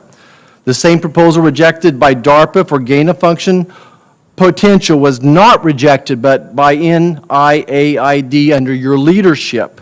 You funded Project Diffuse and its research that took place at the Wuhan Institute of Virology. Why did you tell the committee that your agency has never funded gain-of-function research? Why did your agency award this grant despite it being rejected by DARPA due to its concerns about violating the moratorium that was in place? And finally, Will you commit today to release all records, fully unredacted, by the end of this week so Congress and the American people can know the truth about NIH's role and the origins of COVID-19? So again, Senator, it really pains me to have to just point out to the American public how absolutely incorrect you are. What came out last night on Project Veritas was a grant that was submitted to DARPA. Then it distorted and said, we funded the grant. We have never seen that grant, and we have never funded that grant. So once again, you are completely and unequivocally incorrect when you joined the DARPA proposal was a grant that we never saw and we did not fund. So you are incorrect. Our social media will have all the supporting documents, and we'll be supporting these for the record as well. You're backing down on this? Why don't we go and look at the Veritas statement? They were talking about a grant that was submitted to DARPA. Are you saying this was not, are you saying that this was viral gain-of-function research? I'm telling you that you're saying. Are you saying that this was not viral gain-of-function research? By the definition that you are very well aware. Your P3CO definition is just a legalese to get away to allow you to do the viral gain-of-function studies. Senator Marshall, if you'll please allow the witness to respond. Senator, we know, and the misinformation, that the guide rails for what can be done or not were not established by me. They were established by a 3-year process led by the Office of Science and Technology Policy of the White House. And decided by you in a secret meeting at the White House in December of 2019. Senator, that is incorrect. And this refers exactly to what I was talking about in response to Senator Rand Paul. You are incorrect completely, and every time I try to explain... Keep saying you're incorrect, but the facts are on my side. So why will you not commit to sharing everything open, unredacted with this Congress? So here's an example. Dr. Fauci, this hearing is critically important to the American people. There are millions of people infected with the COVID virus. Right. It is impacting every part of our economy. Every family is asking for answers to critical questions. Both sides of the aisle have asked tough questions, but we are not going to allow this committee hearing to be another personal attack that undermines our ability to deal with this terrible virus that is impacting so many people. I will then turn to Senator Smith. Thank you. Thank you, Senator. Thank you. Thank you, Chair Murray, and well, I'll just let that go. So as we move into the 3rd year of the COVID-19 response, it seems to me that our strategy is shifting. We are shifting from a goal of trying to get to 0 COVID cases to eradicating the virus, and our goal is really much more about minimizing the damage of this pandemic. You and I have talked about this, Dr. Fauci, as well as with Dr. Walensky. So we need, of course, to minimize hospitalizations and deaths caused by COVID. We do that through vaccines and through therapies. We also need to minimize the COVID damage by understanding how to keep kids in school, how to keep businesses open, and how to protect against the damage that is caused by social isolation and burnout and other stresses that injures our mental health. It seems to me that while this is happening, while COVID continues to seriously stress our healthcare system, and while we still have people in this country, including, sadly, some members of Congress who continue to spread misinformation and lies about the pandemic. So it seems like we have to be realistic that these cycles of the pandemic, until it becomes endemic, are going to continue. We're going to probably continue to see some unpredictable variants arise. Madam Chair, I just want to say that I hope that this committee can find some time to discuss these issues as they relate to global vaccine strategy, because this is going to be crucial to our work to protect Americans' health as we go forward, since we are not an island. But let me ask, I'm very interested in how we think about like the data that is important for Americans to keep in their minds as they're trying to measure relative risk.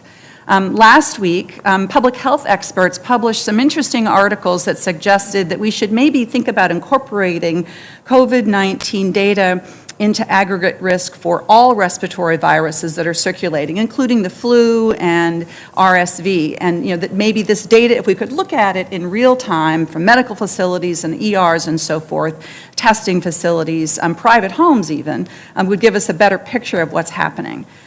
So let me ask Dr. Walensky and Dr. Fauci, if you could talk a little bit, I want to understand about this. I want to understand how you think about this question of relative risk, how we should be transitioning and what we consider from daily case counts, for example, to looking at other data, and particularly how you evaluate this idea of looking at all respiratory illnesses in one basket.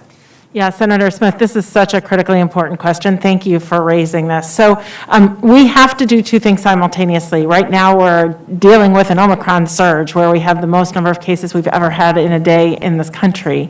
And so we have to get out of this Omicron surge, but in the meantime, we have to look down the field and we have to understand what is this going to look like when we're not in a surge? How do we deal with endemic disease, and what do we start looking at with regard to endemic disease? And you're absolutely right. We need to think about the severity of that disease, because now with 62% of Americans vaccinated, some of that disease is not as severe as it was. That's a success of our vaccines. We have to look critically at hospital capacity. What can our hospitals handle? Because if people are coming in with COVID, or if hospital staff are out with COVID, that's a really important measure that we're going to look at. And one of the things we probably still are going to examine, although perhaps with less import, is the actual number of the cases. And why that's important in general is because it generally foreshadows what's coming into the hospital. So knowing that and understanding what that might mean for the future hospitalizations, future severity, future capacity. And all of those are things that we're looking at right now. But one of the things that you critically mentioned was our efforts in data monetization. How do we take the efforts that we've had so far with COVID and increase them, continue to keep the pedal to the metal, as it were? When we started here, we were not collecting racial and ethnicity data. We didn't have a way to link in a personal, with personal identifiers removed, electronic health records with our testing records. We had 187 hospital systems who could do that. Now we have 10,000.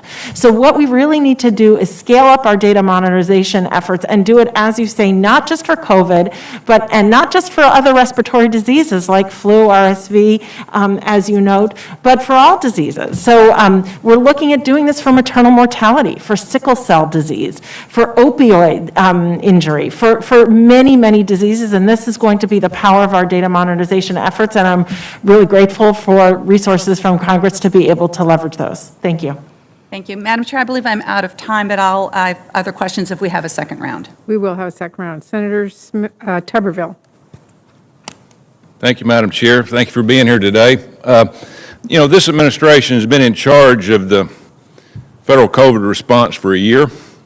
I have to say, I don't think it's been a job well done. Our federal government not only sets the tone and the guidance for how millions of Americans should be handling COVID, we set the standard for the world. Our information has to be correct.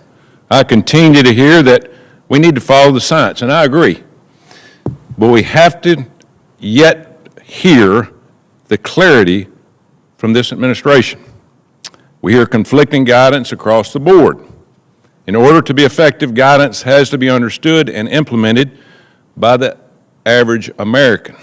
But most Americans can't make heads or tails of anything coming out of this administration.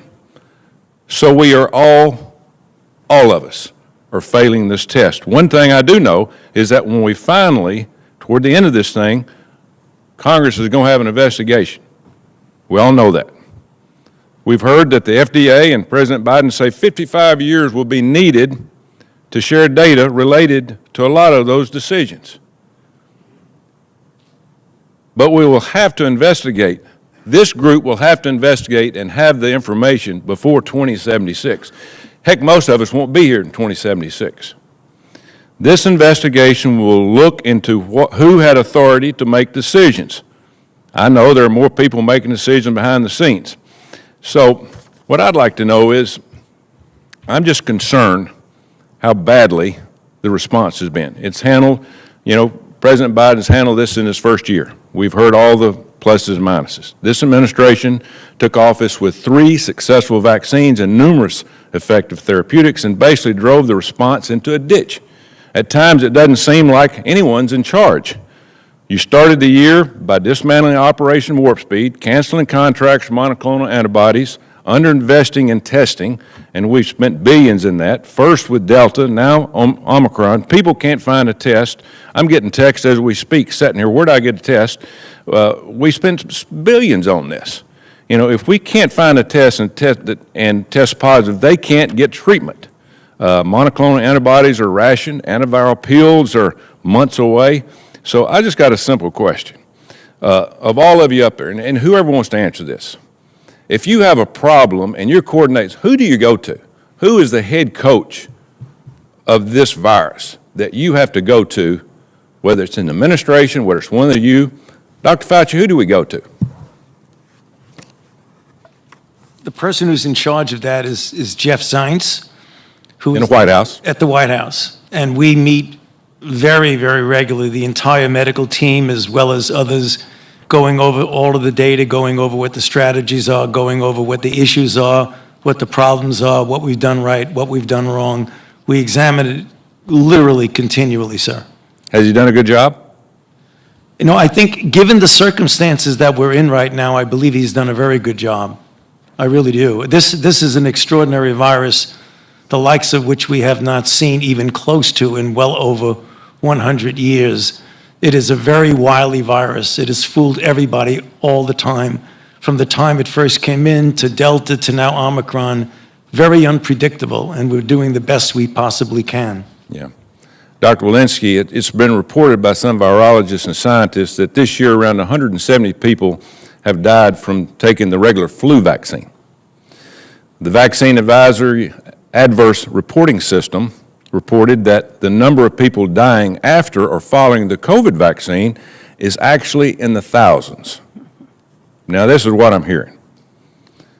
I'll give you a chance to refute that or confirm it here. You know, is this true? Are we having that many people die after taking one of these vaccines? Senator Tuberville, thank you for that question. The Vaccine Adverse Event Reporting System is a mandatory system of any adverse event that happens after being vaccinated. So if you get hit by a car tragically after getting vaccinated, that gets reported in the Vaccine Adverse Reporting System, the VAER system. So the vaccines are incredibly safe. They protect us against Omicron. They protect us against Delta. They protect us against COVID. They don't protect us against every other form of mortality out there. Do we keep numbers of people that died following taking a COVID test from taking this vaccine? Do we have any idea? I'm just asking. I'm sorry, those who have died after taking a COVID test? Died following taking the vaccine. Is there any number count? Do we keep records on that died of just from? Absolutely, yes. I couldn't give you the absolute number off the top of my head, but our staff could absolutely get back in touch with you. We collect those data. You know, Dr. Fauci, you have any clue on that? About how many died after? 100? I don't know the number, but I think it's really important for people. You can turn on your Microphone. I'm sorry. I don't have a number, but I think part of the confusion is that when you do a reporting, if you get vaccinated and you walk out and get hit by a car, that is considered a death. I mean, that's the thing that gets confusing, that everything that happens after the vaccination, even if you die of something completely obviously unrelated, it's considered a death. So if I had metastatic cancer, got vaccinated, and died 2 weeks later, that's a death that gets counted. I understand that. Yeah. And every one of those is adjudicated. Yeah, one quick question before we get through here. I'm in rural Alabama, but I get one of these home tests, and I test positive. I have asymptomatic. What do I do? People call up, what do I do? I don't have a doctor around. What do I do? Thank you. So you're asymptomatic? Pardon? You're asymptomatic, no symptoms, feel well? Yeah. You stay home for 5 days, and the next 5 days, if you continue to be asymptomatic, you can go out, wear a mask, don't go traveling, don't go to gyms, don't go But I get real restaurants. sick, then what do I do? Then, well, first you go and call your physician, and in fact, I'd say you call your physician regardless, but call your physician, call your provider. If you're continuing to have symptoms, then you stay home until your symptoms resolve. No therapeutics. Yeah. Well, that's where I would say call your physician and see if you're eligible for therapeutics. A lot of these people don't have physicians. And They've got a drugstore. Senator, we do Thank you. need to move on. Thank you. Senator Rosen? Thank you, Madam Chair. Thank you, Ranking Member Burr. This hearing is so very important. I really want to thank all of the witnesses here for testifying today. Your continued work, thank you so much as we combat this pandemic in real time, And so first, I just do want to echo the concerns my colleagues have raised about access to testing, both in-person PCR tests and the at-home rapid tests. We do know that home test kits are scarce. Americans are standing in extremely long lines to get a COVID test, and hospital emergency departments in my home state of Nevada have seen a significant increase in people coming solely for tests because there just aren't enough alternatives. And so this is just really only adding to the stress, as again, I can say, speak to Nevada on our health systems. Nevada's been expanding our testing options, but increased federal support on the ground in addition to home testing we feel is absolutely critical, and in the future the federal response must be more proactive in this space. And so I'm a little bit concerned about the testing keeping up with the variants, because this is all happening in real time. COVID is evolving. You don't know which strain may become the dominant strain. And so we want to ensure, just in addition to the effectiveness of the vaccines and therapeutics, that the testing accuracy must also keep up. So Dr. Fauci, with some recent reports about the current variant settling more in the throat than in the nose for some patients, what are we doing with the development and deployment of rapid at-home tests based on saliva versus a nasal swab? And then, Dr. Woodcock, how rapidly do you think the over-the-counter testing can be delivered, approved, looked at, approved, delivered to the American public to make sure that they're less anxious? Thank you for that question, Senator. Yes, there have been recent reports that, in fact, the sensitivity and the ability to detect in a swab of the throat versus the nasopharynx, at least with Omicron. That's a preliminary report. I think it needs to be validated and verified. If the data are strong enough, then the company, whatever who makes that, will likely go to the FDA to ask to change the indication because the emergency use authorization is for a nasal swab. If the scientific data indicate that it's better to get an oral or other swab, they would present that to the FDA. So I would leave that to Dr. Woodcock to answer the rest of that question. Thank you. Certainly. Well, we can act very rapidly, but first I would like to say people should not use swabs that are designed as nasal swabs and try to swab their throat. They may stab themselves, okay? That would not be good, okay? What we need to do is have tests that, see whether the throat swab, as Dr. Fauci said, could provide more sensitivity. We do know the tests are picking up Omicron, but right now with less sensitivity than they did some of the other variants. As far as time, as I said, after the ITAP program does the testing at NIH, FDA has been able to authorize within a day or two of getting those data. However, the companies would have to change the test configuration to accommodate the swab, the larger swab that you'd use in the throat. That's probably what would take the most time, as well as seeing whether that was better. And to continue with that point, as we've seen with some of the testing, the reagents or the materials that it really takes to use the test, is there the ability for people to return a test that might no longer work? Can those agents, any of that, be recycled or upcycled if they're returned to the company unopened? Like, how do we not dispose them and not get some recyclability out of that? Is that possible in some way? We can get back to you on those parameters. Be happy to do that. Thank you. I appreciate that. I'd like to talk a little bit, again, people are talking about the public health data. We're noting about all the daily statistics, we're noting about some of the statistics about possibly death. And so positive or negative, critical, this data is critical, even for us to make our decisions as far as what we fund.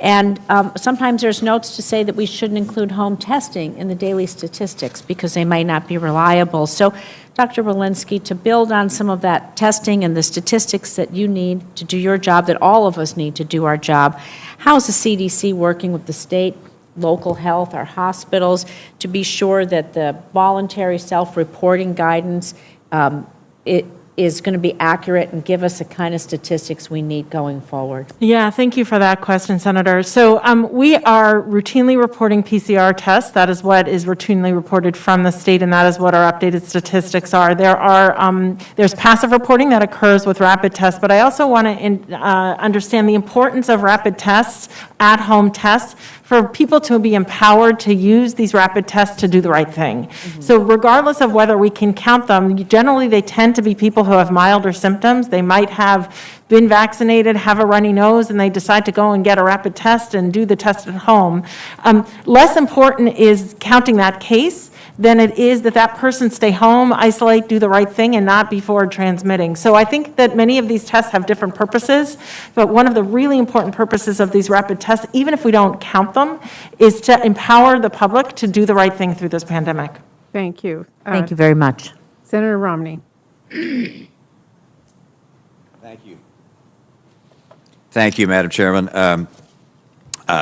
Just a couple of thoughts. One, it's been 2 hours since we've been here. As one of the people at the low level here, out in the hinterlands. Just a couple of thoughts. One, I think it would be helpful if and please excuse me for this comment, if the chair and ranking member limited their opening comments to the 5 minutes, just like you expect those folks to limit their comments to 5 minutes. We didn't get started until 25 minutes after asking these folks their questions. I do want to note also that in this process, as I'm sure you who are testifying here today recognize, that some of what we do is performing, and some of what we do is to become informed. And I do both from time to time, so I'm not just in one camp or the other in that regard. But I do want to point out how much I personally, and I believe the great majority of the people in our country, respect you individually and professionally for the work that you do. You are scientists, not politicians. Nevertheless, you are being made subject to the political whims of various political individuals, and that comes at a high cost, which unfortunately I fear will lead some to not want to participate in helping our government make scientific choices. But I very deeply appreciate your commitment to the American people and your desire to do things as well as we possibly know how to do. That doesn't mean they will be done perfectly. That doesn't mean you won't make mistakes. Doesn't mean there won't be changes from time to time. Sometimes as data comes in that's different than what you had anticipated. And sometimes